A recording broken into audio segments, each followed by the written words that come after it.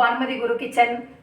இன்றைக்கி lunch box recipe ஈஸியாக குழந்தைங்களுக்கு நிச்சயமாகவே ரொம்ப பிடிச்ச நம்மளுக்கும் ஈஸியாக செய்யக்கூடிய ப்ரெட்டை வச்சு ஒரு டொமேட்டோ வச்சு டொமேட்டோ பிரெட் உப்புமா பண்ண போகிறோம்.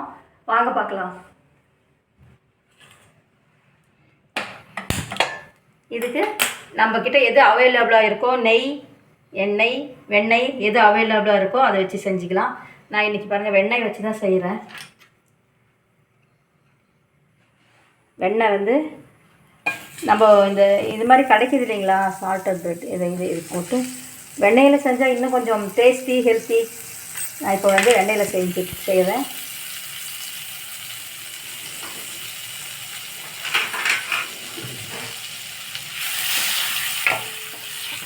வெண்ணெய் கொஞ்சம் கரையட்டும். எண்ணெய் கரைஞ்சதுக்கப்புறம் நெய்லேயும் செய்யலாம். இருந்தாலும் பட்டர் வந்து இது வந்துக்கு ப்ரெட்டுக்கு நல்ல ஒரு ஃப்ரெண்டு மாதிரி காம்பினேஷன் சூப்பராக இருக்கும்.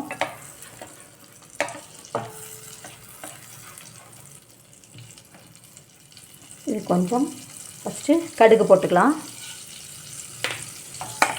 ப்ரெட்டு இது ஆக்சுவலாக இது வந்து டொமேட்டோ ப்ரெட் உப்புமா. கடுகு போட்டாச்சு. ரொம்ப சிம்பிளாக 5 மினிட்ஸில் பாக்ஸில் டக்குன்னு ஒருவேளை லேட் ஆகிடுச்சுனாலும் அது மாதிரி டைமில் நம்ம ஈஸியாக செய்யக்கூடிய ஒரு ரெசிபி இது. கடுகு வெடிக்கட்டும். ஒரே ஒரு பச்சை மிளகா கொஞ்சம் பெருசாகவே கீரை போட்டுக்கலாம். குழந்தைங்களுக்கு கொடுக்கும்போது இது கொஞ்சம் சாம்பார் தூள் போட போகிறேன். அதனால் இது வந்து பெருசாகவே இருந்தால் நம்ம எடுத்து போட்டுட்டு கொடுக்கலாம் பசங்களுக்கு. கொஞ்சம் கடுகு வெடிச்சிட்ருக்கு. இப்போது வெங்காயம் கொஞ்சம் கட் பண்ணி போட்டுக்கலாம். ஒரே ஒரு வெங்காயம் நல்லா தூள் தூளாக போட்டாச்சு.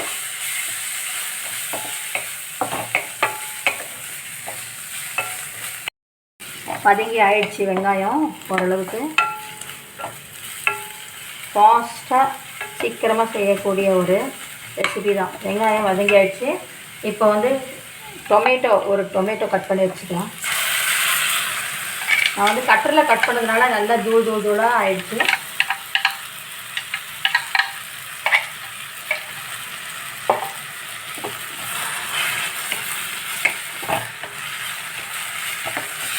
இது போட்ட உடனேயே தக்காளியும் வெங்காயமும் போட்ட உடனேயே கொஞ்சம் நல்லா வதங்கிறதுக்கு கொஞ்சம் சால்ட் இதில் சேர்த்துக்கலாம். ரொம்ப வேணாம், கொஞ்சமாக அளவாக சால்ட்டு இந்த இதுக்கு தகுந்த மாதிரி. ஏன்னா ப்ரெட்டுக்கு ரொம்ப தேவைப்படாது.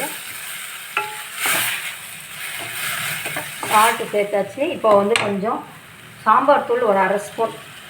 நம்ம வீட்டில் சாம்பார் சேர்த்துக்க வச்சுருக்கோம் இல்லைங்களா, அது போதும். கொஞ்சம் ஒரு 2 மினிட்ஸ் நல்லா வதங்கிட்டோம். ப்ரெட் ஸ்லைஸை கொஞ்சம் எட்ஜஸ் மட்டும் இந்த மாதிரி கட் பண்ணிவிட்டு ஓரத்தில் எடுத்துகிட்டு இந்த மாதிரி பீசஸாக பண்ணி வச்சுருக்கேன் பாருங்கள். இது வந்து ஒரு 6 ப்ரெட் ஸ்லைஸ் இது மாதிரி பண்ணி வச்சுருக்கேன். நம்ம சாப்பிட தகுந்த மாதிரி நீங்கள் எவ்வளோ வேணுமோ அவ்வளோ பண்ணிக்கோங்க.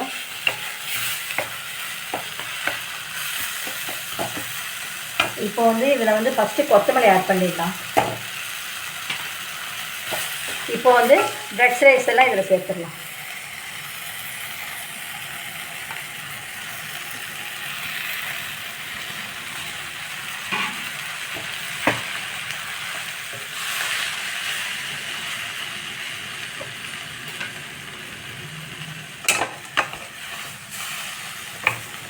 உங்களுக்கே தெரியும், இந்த மாதிரி பண்ணி கொடுத்தா கண்டிப்பாக குழந்தைங்க சாப்பிடுவாங்க. நீங்கள் அந்த பச்சை மிளகா கட் பண்ணி போட்டது மட்டும் பார்த்து எடுத்துடுங்க. அப்படி பாக்ஸ் போட்டு கொடுக்குறதுன்னா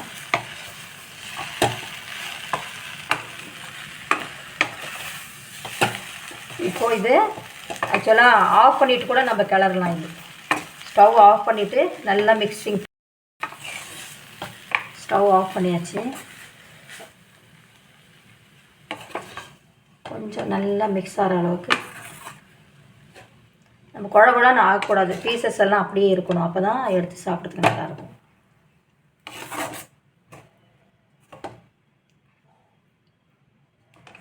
இப்போ நம்ம எப்படி சர்வ் பண்ண, ஸ்டவ் ஆஃப் பண்ணிவிட்டேன். எப்படி சர்வ் பண்ணுறதுன்னு பார்க்கலாம்.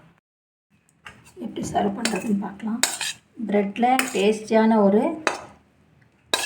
டொமேட்டோ ப்ரெட் உப்புமா ரெடி ஆகிடுச்சு பாருங்கள். ஃபஸ்ட் கிளாஸாக ரெடி ஆகிடுச்சு. கண்டிப்பாக சாப்பிடுவாங்க இல்லைங்களா? அவங்க இது ப்ரெட்டுன்னா இஷ்டம் குழந்தைங்களுக்கு. நம்ம அப்படியே கொடுக்குறத விட இப்போ டேஸ்டியாக பண்ணி டக்குன்னு பாக்ஸில் போட்டு கொடுத்தா கண்டிப்பாக விரும்பி சாப்பிடுவாங்க. டொமேட்டோ ப்ரெட் உப்புமா ரெடி ஆகிடுச்சு.